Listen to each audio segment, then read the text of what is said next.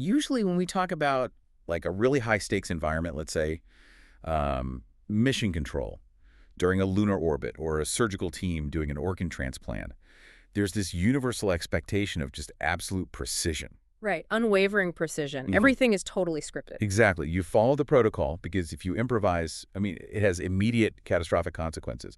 But those examples really only capture human stakes. Yeah. Human limitations. Right. To understand ancient biblical texts, specifically the regulations around the priesthood, we kind of need a completely different mental model. And scholars often compare the ancient concept of God's holiness to like a localized nuclear reactor. Oh, that's such a good analogy. Right. It's incredibly powerful. It provides life and energy to the entire camp. But if you approach the core without the proper ritual, I don't know, like a hazmat suit, basically those purity laws. Yes, the hazmat suit. Yeah, that raw power will just naturally consume you. It's not necessarily malice on God's part. It's just the profound volatile physics of the divine environment, I guess you could say. I mean, that analogy changes everything about how we read these texts. It really does. It shifts the whole framework from, a petty deity just enforcing arbitrary rules to a fundamental reality about the weight of absolute purity dwelling among flawed humans. Yeah, completely. And honestly, it perfectly frames our mission for today. It really does. So, for you listening, welcome. Today's deep dive is centered squarely on a fascinating, intense, and frankly, often really misunderstood chapter of Scripture. We're looking at Leviticus chapter 10. Heavy chapter. Very heavy. And our goal here is to keep the biblical text front and center. So we're going to read the Scriptures clearly, hit the references, and unpack what the story of these two brothers, Nadab and Abihu, teaches us about the razor-thin line between strict obedience and inward reverence. And to really grasp the shock of Leviticus 10, we have to look at what happened hours, maybe even just minutes beforehand in Leviticus 8 and 9. Right, because this wasn't just like a regular Tuesday for them. No, not at all. The Israelites are out in the wilderness, the tabernacle has finally been built, and Aaron, Moses' brother, along with his sons, are going through this grueling 7-day consecration process. They are becoming the very first priests of Israel. It's the inauguration of the entire Israelite priestly system. I mean, they've had blood applied to their right ears, their thumbs, their toes. They've been meticulously following this massive checklist. A very detailed checklist. And it culminates in this spectacularly public way. So in Leviticus 9, verse 24, the text tells us that God literally sent fire from heaven to consume the offering on the bronze altar. And the people saw it, they shouted for joy, and they fell face down. The system is online, basically. The divine reactor is humming safely. God has accepted their setup. Which is exactly what makes the very next page so incredibly jarring. Let's just read the text directly. This is Leviticus 10, verse 1. It says, Nadab and Abihu, the sons of Aaron, took either of them his censer, and put fire therein, and put incense thereon, and offered strange fire before the Lord, which he commanded them not. And then the immediate consequences right there in verse 2. And there went out fire from the Lord and devoured them, and they died before the Lord. Okay, hold on. Before we try to analyze the theology of this, we need to map out the physical space and the jargon here. Because the text says they grabbed a censer and offered strange fire. For someone just trying to picture this in their head, a censer is essentially a metal pan, right? Yeah, a fire pan.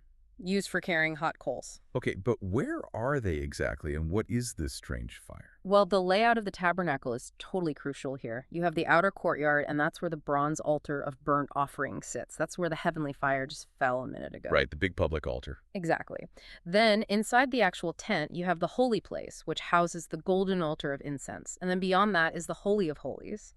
So the priests were supposed to take coals exclusively from that bronze altar outside, bring them inside to the golden altar, and burn a very specific recipe of incense. Got it. And the Hebrew phrasing for what they did is often translated as unauthorized fire. Right? Correct. The text doesn't explicitly give us the chemical makeup of what they did wrong, but scholars debate the mechanics. They might have taken coals from a common campfire instead of the sacred bronze altar. Oh, wow. Or they might have attempted to push past the veil into the Holy of Holies, which was strictly forbidden. Or, maybe they just offered the incense at the wrong time of day. But the phrase, which he commanded them not, seems to be the linchpin of the whole thing. It is. It wasn't about the physical properties of the smoke, it was the presumption. They just decided to improvise the reactor protocols. Yeah. But, I mean, I have to push back on the severity of this. Sure. They had literally just been ordained. Weren't they just rookies? They make a procedural error on day one, and they are immediately incinerated. That feels, it just feels wildly disproportionate, doesn't it? I get that. If we view it through our modern lens of like on-the-job training, it seems incredibly harsh. But the broader biblical pattern completely rejects the idea of a simple rookie mistake here. How so? Because this was a critical foundational turning point. Right at the very beginning of Israel's priestly system, God had to establish the absolute baseline of his holiness. This is like a precedent-setting moment. Exactly. It's exactly the kind of moment we see whenever God initiates a new phase of his redemptive plan. Think about Genesis 4 with Cain and Abel. Oh, right. The first approach to God outside of Eden ends in a rejected sacrifice and a murder. It establishes the need for faith-driven obedience. Or look at Achan in Joshua 7. Right, when he steals the devoted items right as Israel enters the promised land, and it results in his execution. Yes. Or even in the New Testament. Like Ananias and Sapphira in Acts chapter 5. Exactly. Dropping dead for lying to the Holy Spirit right at the birth of the early Christian church. The principle is totally consistent.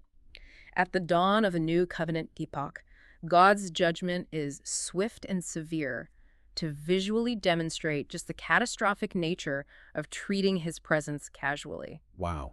Nadab and Abihu weren't just, making a typo on a form.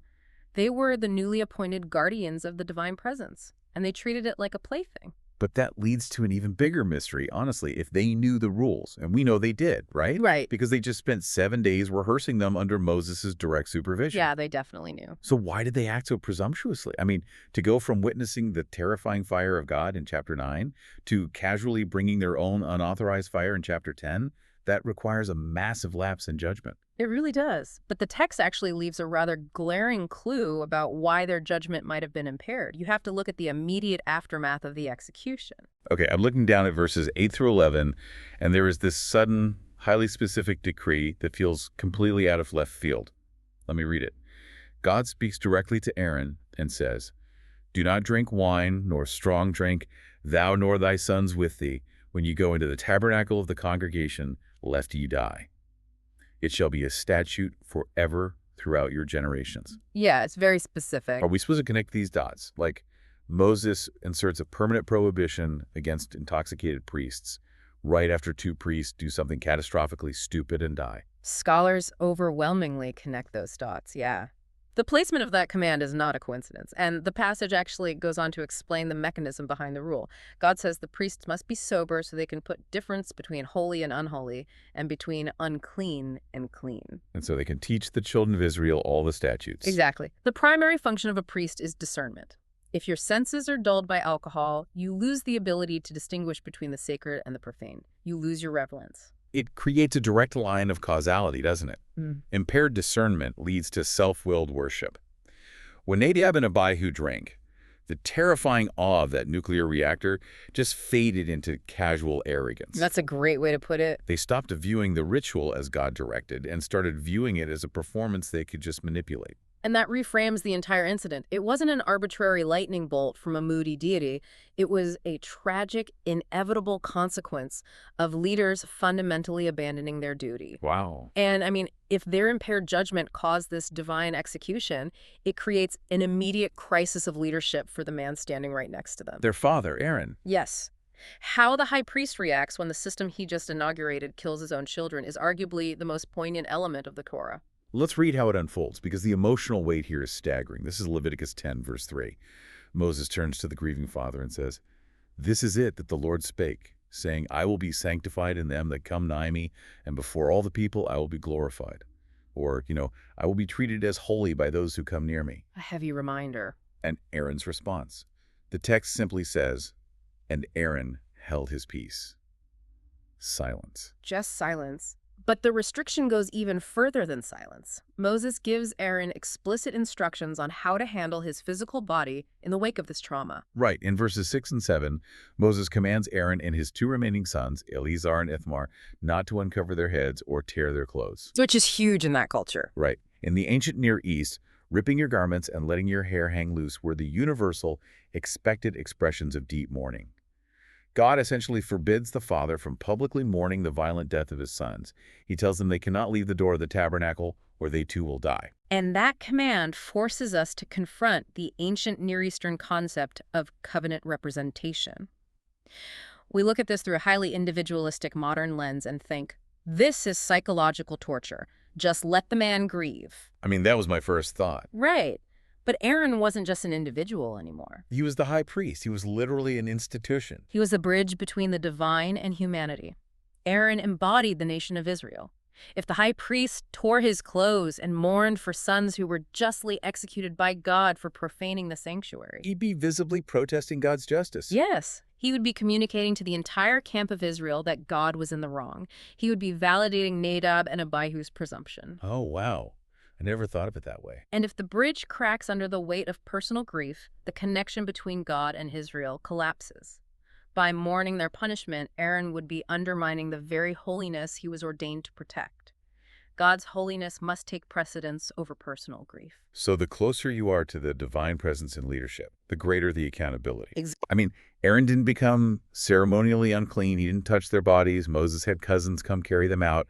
But the spiritual burden he was carrying in that moment is almost unimaginable. It really is. He had to stand there, physically immaculate in his high priestly garments, while internally just suffocating on the grief of a father, suppressed entirely by his duty. Which sets up the climax of the narrative perfectly. We've established the terrifying strictness of these protocols. We've established that improvising gets you killed. We've watched Aaron rigidly hold his post despite his trauma. Yeah. And yet, before the chapter ends, Aaron himself deliberately breaks a procedural rule. Yes. And the outcome is completely different. Let's look at this twist because it's wild. Later that same day, Moses realizes that a specific sacrificial meal, the goat of the sin offering, was completely burned up on the altar instead of being eaten by the priest in the sanctuary. Which was a clear violation. Exactly. In Leviticus 6, God explicitly commanded the priests to eat this offering. So Moses is furious. He searches for the goat, finds it burned, and confronts Aaron and his remaining sons, demanding to know why they didn't eat it to bear the iniquity of the congregation. Moses is terrified they are about to make the exact same fatal mistake Nadab and Abihu just made. He thinks they're improvising again. Right, but Aaron defends himself. Let's read his defense in Leviticus 10, verse 19. Aaron says to Moses, "Behold, this day have they offered their sin offering and their burnt offering before the Lord, and such things have befallen me. And if I had eaten this sin offering today, should it have been accepted in the sight of the Lord?" And then verse 20. And when Moses heard that, he was content. Other translations say it seemed good in his sight. Moses literally just drops the argument. I need you to help me untangle the logic here, seriously. Okay, let's do it. Nadab and Abihu died for not following instructions. Now, Aaron explicitly refuses to eat the sacrificial meal as commanded. He literally disobeys a procedural rule, and Moses just accepts his reasoning. Yeah. Why does Aaron get a pass for breaking a rule on the exact same day his sons were executed for breaking a rule? It all comes down to the underlying heart condition and their respective understanding of why the rules exist in the first place. This is the crucial distinction the text is driving at. Okay. Nadab and Abihu acted with drunken presumption and self-will. Aaron, conversely, acted with profound, reverent discernment. So unpack Aaron's reasoning for me. Why did he think eating the goat would be unacceptable? Aaron understood the theology behind the sin offering. Eating that holy meal wasn't just consuming calories to fulfill a quota, right? It was a sacred act of communion with God. It was a declaration that the people's sins were covered and fellowship was restored. Right, celebration almost. Exactly. But Aaron looked around. The sanctuary was overshadowed by divine wrath. 2 priests were dead. His own heart was crushed with a grief he wasn't even allowed to express. So he reasoned that his internal spiritual state made him unfit to participate in an external ritual of joyful communion. Yes. Aaron realized that forcing himself to go through the outward motions of a holy meal while his heart was devastated by the judgment of his sons, that would be a grotesque mockery of God's holiness. It would be hypocritical. Totally hypocritical. The core principle here is that external obedience without the proper inward condition is actually a form of profanity. Wow. So he broke the technical letter of the law in order to honor the deeper spirit and principle of the law. And Moses immediately recognizes this. Moses sees that Aaron isn't being rebellious or presumptuous. Aaron is being incredibly painfully careful not to offend God further. Yeah. Aaron's rule-breaking was rooted in a deep, agonizing reverence for the reality of who God is. That's why Moses accepts his flexibility. The contrast is just brilliant. Nadab and Abihu represent self-willed worship.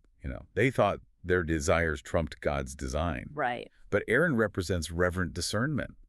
He knew God's design demanded a sincere heart, not just a completed checklist. It really reveals that God is not a machine.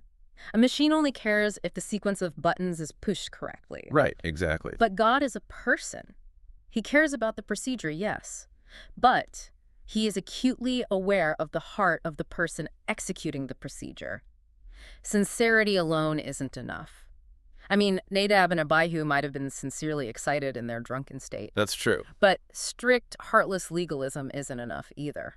Unless we think this is just some ancient, obsolete Old Testament dynamic that we've evolved past, we have to look at the New Testament parallels. Oh, absolutely.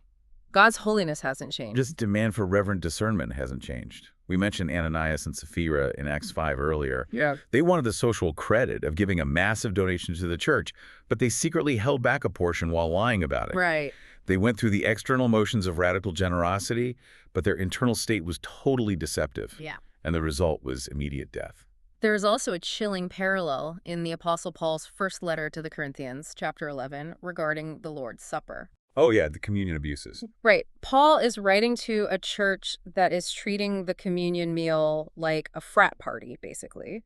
They are getting drunk, they are ignoring the poor among them, and Paul says that because they are eating and drinking unworthily without discerning the Lord's body, many of them are weak, sick, and some have even died. The phrasing Paul uses is incredibly telling there.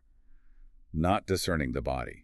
It echoes the exact failure of Nadab and Abihu, who lost their ability to distinguish between the holy and the common. It's the exact same issue, whether it's the bronze altar in the Sinai wilderness or the communion table in first century Corinth.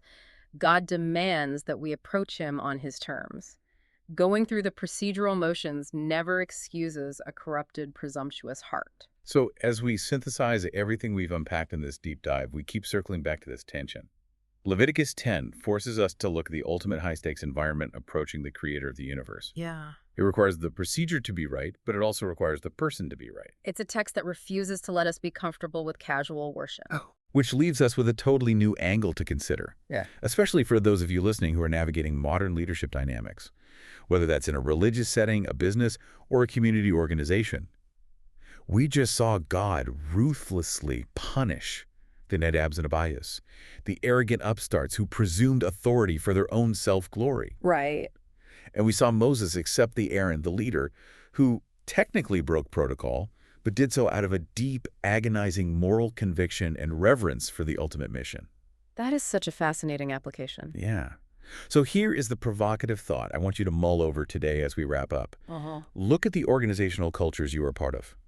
Do we do the exact opposite of Leviticus 10? Oh, I see where you're going with this. How often do our modern systems punish the Aarons, the whistleblowers, the deeply convicted individuals who refuse to just go through the motions when the internal reality is broken? And while punishing them, those same systems are simultaneously rewarding and promoting the Nadabs and Abihus, the ambitious, presumptuous leaders who offer flashy, strange fire just to get ahead.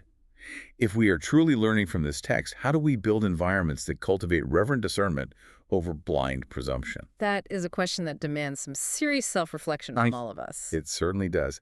Thank you so much for joining us for this deep dive into Scripture. Keep reading, keep questioning, and we will catch you on the next one.